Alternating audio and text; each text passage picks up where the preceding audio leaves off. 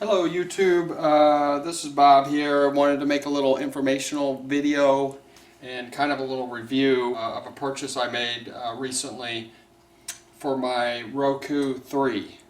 Let me just explain real quick what happened. I bought the, I had the Roku XD, the Roku 2, and it had the mini output jack for the audio. And that's what I was using to go into my stereo. It does not have HDMI or anything like that. It's just, it's pretty much the old school. The new Roku 3 does not have audio output. So they sell these little audio extractors. There's several manufacturers of these. The one I got was the JTech HDMI to HDMI audio analog audio extractor, which is for the 2 channel. They do have them for the 5.1 channel. It has like a switch to where you could switch depending on what you want. I didn't want that. I'm not a big fan of the surround. I pretty much have 2 front speakers and 2 rear speakers, and they run both stereo. That's how I like it. I pretty much like all the sound even all around.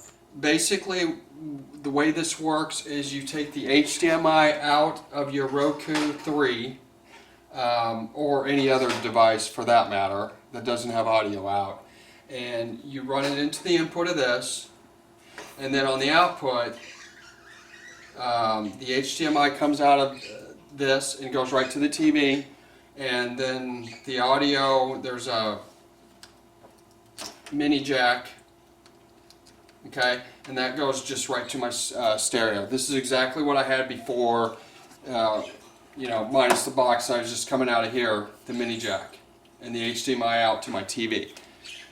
So they didn't have that on the new Roku 3. I was kind of bummed about that, because obviously we got to have when we're watching a movie, we want to watch it and hear it over the stereo. They also sell these boxes with the optical out. They have different configurations, different options. You just have to search.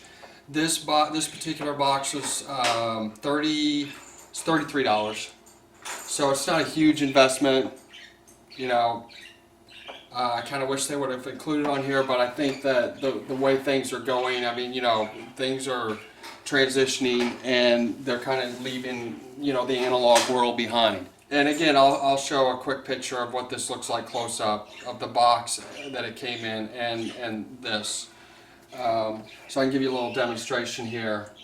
Now what I do is I turn the audio down on my TV. Wave to you. I want to apologize for the bumps this morning. Evidently Florida doesn't like us Georgians. Maybe it has something to do with the beating the Bulldogs put on the Gators last fall. So basically, the way I have it is my 2 front speakers up here. We won't have beverage service today, but the flight attendants will be going. And then I have speakers up here in my ceiling. Having you on the ground and in line, 40 minutes. Thank you. So I run both channels. And that's it. Pretty much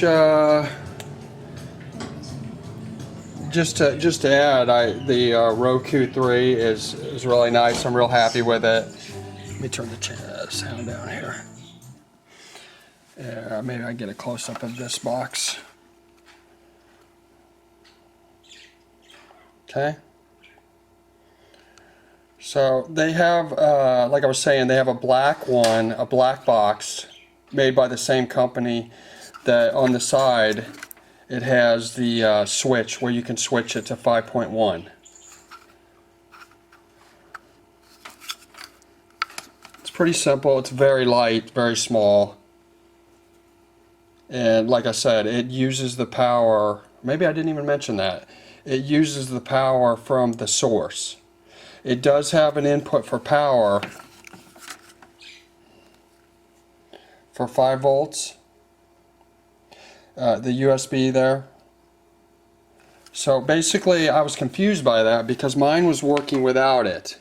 And because I bought this on Amazon, and one reviewer said you don't even need to hook up the power, so I started doing searches. I guess there's some HDMI signals that will not, I don't know if it's the older ones or what, but some may not, or maybe because this is a 2-channel it doesn't need it. Maybe for the 5.1, maybe the processing inside it needs the power.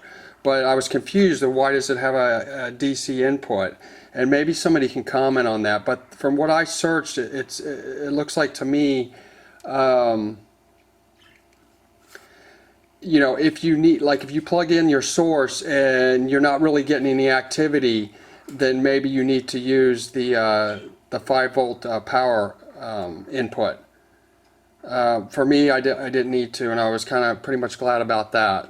So I guess that's pretty much it. Not much to say, but I have a feeling there's going to be a lot of people that are going to be purchasing or looking for a device that does this kind of thing. Unless you have a newer receiver that is capable of, the HDMI input. I also like it too because, it passes the HDMI signal straight through. And if I turn up my sound, because I usually turn the sound down when I'm using the stereo, but I can also turn the sound up, and I get sound through the TV as well. Okay, so you can, it'll pass the signal right through. All right, so it's a great little device, and it kind of, like I said, I was bummed before when I plugged it. I'm like, where am I going to plug? I don't the audio. So this solved that issue. Okay, thanks for watching.